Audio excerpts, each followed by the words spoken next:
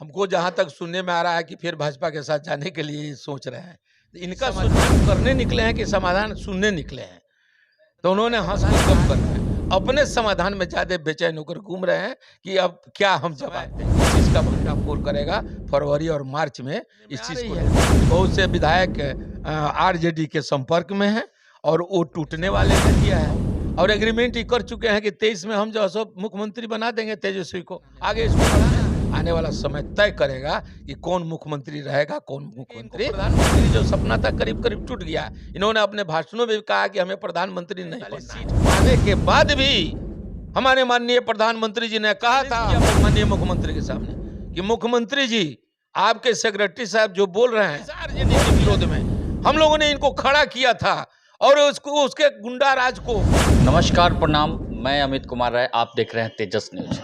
अभी बिहार के मुख्यमंत्री नीतीश कुमार जी का समाधान यात्रा निकला हुआ है। मालूम नहीं कि पूरे बिहार में वो क्या चीज का समाधान ढूंढ रहे हैं। इसी पे मैं चर्चा करूंगा पूर्व पर्यटन मंत्री श्री नारायण प्रसाद जी से। सबसे पहले सर, तेजस न्यूज में आपका स्वागत है। चलिए, आप सभी का धन्यवाद कि आप लोगों ने माननीय मुख्यमंत्री के समाधान यात्रा के संबंध में हमसे वार्ता कर रहे हैं।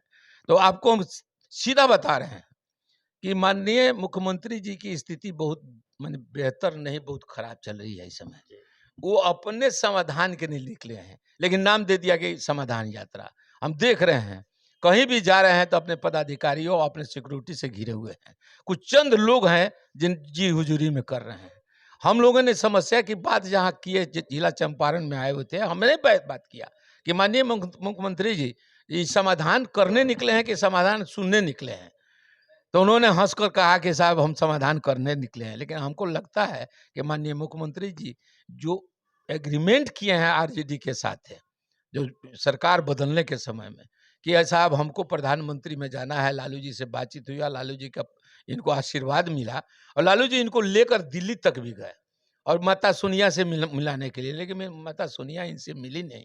कहा कि ठीक है, हमारा बेटा अभी भारत जोड़ो यात्रा पर निकला हुआ है, उसके बाद हम लोग बात। 1 मिनट में आपको रोकूंगा।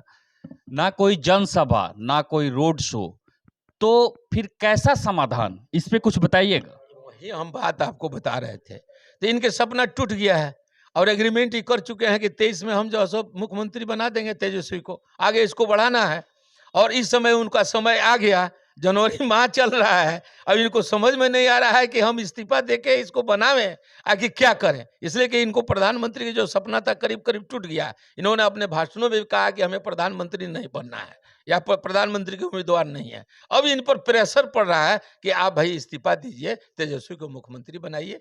तो ये कार्यक्रम बनाकर ये समाधान करने, तो हम लोग को जनता का समाधान कम कर रहे हैं, अपने समाधान में ज्यादा बेचैन होकर घूम रहे हैं कि अब क्या हम जवाब देंगे।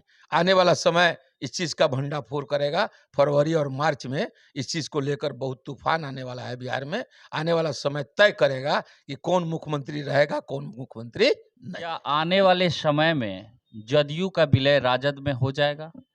ऐसी तो सुनने में आ रही है कि बहुत से विधायक आरजेडी के संपर्क में हैं और वो टूटने वाले हैं। और बहुत, आप तो सभी जानबे करते हैं, मीडिया कर्मी तो सारे लोग जानते हैं कि 115-16 को संख्या उसकी है। 10 संख्या और चाहिए। वो है कि 10 संख्या नहीं, 15 संख्या और जुट जाए तो इसकी सरकार आरजेडी की बन जाएगी और नीतीश कुमार फेंका जाएंगे।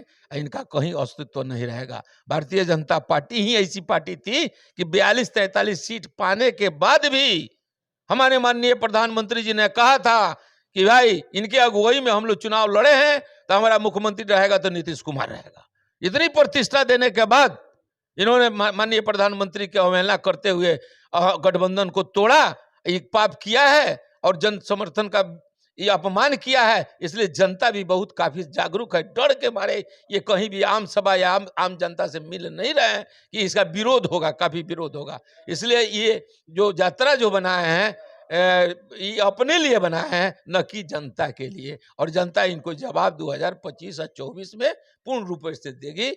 इस आने वाला समय, आप लोग मीडिया कर्मी हैं, आप लोग चौथा स्तंभ है देश के, और आप लोग जो काम करते हैं बहुत सराहनीय काम करते हैं। इसके लिए हम आप मीडिया सभी को, जितना जुमला जो चल रहा है, गाड़ियां 100 गाड़ी चल रहा है, जितने बिहार के जितने भी सेक्रेटरी स्तर के IAS IPS अफसर है, सभी के पास है। कोई काम बिहार का नहीं हो रहा है। तो इस तो सारे पैसा जो है सो जनता के माथे पर जा रहा है, बजट भी आ रहा है, किसी जिला में जा रहे हैं तो करोड़ों करोड़ रुपया का खर्चा आ रहा है। तो इसका पैसा तो जनता का ही ना है, जनता का पैसा कहीं बर्बाद कर रहे हैं। जनता भी इस पर विचार कर रही है, सोच रही है आने वाला समय में इस सब का इनको खामियाजा भुगतना पड़ेगा। क्योंकि होर्डिंग पोस्टर नहीं लगना चाहिए। आप समाधान करने जा रहे हैं तो जनता से संवाद कीजिए, जनता का समाधान कीजिए। होर्डिंग पोस्टर लगाने का मतलब ये है कि कहीं ना कहीं आप आने वाले आगामी चुनाव की तैयारी तैयारी तो कुछ नहीं हो रहा है, ये भरम जाल फैलाया जा रहा है। और समझ जाइए पोस्टर से और इनके अब कहीं भी कुछ लगाने से कोई अंतर नहीं। हाँ, ये जरूर हो रहा है कि सरकारी धन का दुरुपयोग हो रहा है, सरकार की धन बर्बाद हो रही है। इतना पैसा में तो बहुत कुछ आगे विकास किया जा सकता था।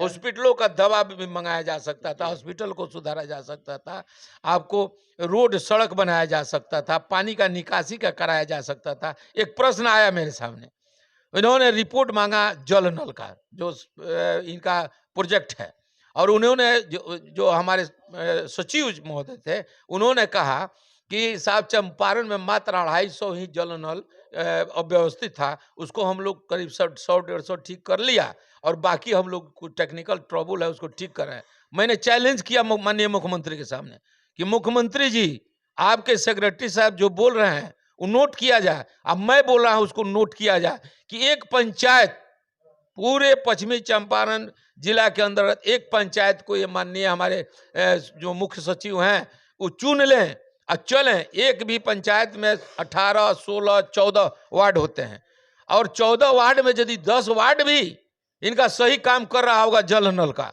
तो मैं अपने राजनीतिक जीवन से अभी विधायक हूं, मैं इस्तीफा दे दूंगा, और नहीं तो ये इस्तीफा दे दें। सारे के सारे पदाधिकारी चुप हो गए। ये समाधान यात्रा है कि मजाक यात्रा है? ये अपना समाधान कर रहे हैं, ये जनता के समाधान के लिए नहीं निकले हैं, ये अपने समाधान के लिए निकले हैं कि किसी तरह जनवरी टाइम टले, फरवरी आवे, प्रेशर बनेगा तो ये तो इस्तीफा देंगे, आज नहीं तो फिर सरकार के आरजेडी को छोड़कर भागेंगे, और उस समय सरकार अपना जो निर्णय होगी वो करेगा। भाजपा को तो उन्होंने छोड़ दिया, आरजेडी को भी छोड़ेंगे, उसके बाद वो कहाँ जाएंगे? क्या चर्चा करेंगे? अब सवाल है कि ये हमको जहां तक सुनने में आ रहा है कि फिर भाजपा के साथ जाने के लिए सोच रहे हैं, तो इनका सोचना अलग है। हमारे क्या भाजपा इनको फिर वापस अपने खेमा में रखेगी? ये चीज देखिए, हम लोग छोटा खर्च करता है और जमीन स्तरीय खर्च करता है। ये माननीय हमारे प्रधानमंत्री, माननीय राष्ट्रीय अध्यक्ष, माननीय गृह मंत्री इस पर विचार करेंगे। जैसा निर्देश होगा, उन लोगों का जैसा निर्देश मिलेगा उसी के अनुरूप हम लोग काम करेंगे। हम लोग बंधे हुए एक सिपाही हैं भारतीय जनता। चलते चलते जनता को क्या संदेश देंगे? हम यही कहेंगे कि देखिए, बिहार को जो आगे बढ़ रहा था, विकास की तरफ चला गया था, हम लोग गठबंधन में जितने भी मंत्री भारतीय जनता पार्टी की पूरी ईमानदारी के साथ काम कर रहा था, उस काम को इन्होंने ब्रेक कर दिया और काम को ले जाकर अपने स्वार्थ के लिए, प्रधानमंत्री बनने के लिए इन्होंने बिहार को माने बर्बाद करने के इन्होंने सोच लिया। और आरजेडी, जिस आरजेडी के विरोध में हम लोगों ने इनको खड़ा किया था और उसको, उसके गुंडा राज को, वो आपको अपहरण कांड को, सारा चीज जो करा रहे थे उस पर रोक लगाने के लिए इनको हीरो बनाया था, आज वही आरजेडी के साथ इन्होंने संबंध बनाकर इन्होंने बिहार को बर्बाद करने का काम किया है। बिहार इनको कभी भी माफ नहीं करेगा। तो अभी आप सुन रहे थे नौतन विधायक और पूर्व पर्यटन मंत्री नारायण प्रसाद जी को। तेजस न्यूज से जुड़ने के लिए तेजस न्यूज को फॉलो करें, सब्सक्राइब करें और अपनी राय कमेंट बॉक्स में जरूर दें। जय हिंद।